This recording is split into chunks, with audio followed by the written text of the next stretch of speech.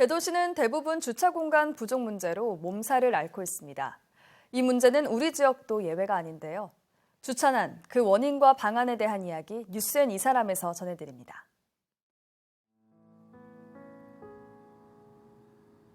사실 우리나라 대도시가 대부분 주차 문제로 아주 심각하게 겪고 있을 겁니다. 근데 이제 그 이유가 기존에 우리나라가 개발 당시에 도시가 형성될 당시에 그때는 이제 승용차 위주의 교통체계가 아니었거든요. 그래서 주차장을 개설한다는 이런 개념이 희박을 했었는데 이제 80년대 들어오면서 승용차 시대가 도래함에 따라서 급격히 늘어나는 승용차에 대한 주차면이 부족이 이제 심각해진 상태가 되겠습니다. 아무래도 신도시나 신시가지 같은 경우는 아파트 위주로 하다 보니까 그 주변에 충분한 주차면을 제공을 하고 있는데 관악구는 아무래도 지형상 또 도시 형성 과정상 그렇지 못한 문제가 있어서 아마 부분적으로 주차장이 심각한 곳이 아마 많을 것으로 생각을 하고 있습니다.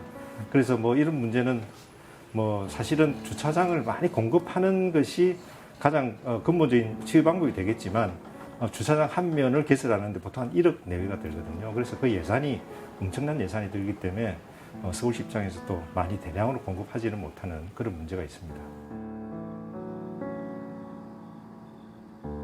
주차장, 공영 주차장을 확대하는 것을 근본으로 하되 이 주차 문제가 사실 어느 한 가지의 대책으로 해결되는 게 아니거든요. 그래서 여러 가지 대책을 종합적으로 해서 우리가 시행을 해서 조금씩 해결해 나가야 됩니다. 그래서 공영 주차장을 확보하고 또 요새 이제 그 첨단 기술로 해서 많이 되는 게 이제 공유 주차장이 있거든요. 쉐어드 파킹이라고 있는데 이제 이건 예를 들면 그 오피스 같은 경우에 낮에는 주차장이 많이 차고 밤에는 주차장이 비지 않습니까? 그런 반면에 이제 영화관 같은 경우는 이제 밤에 이제 주차 수요가 많죠.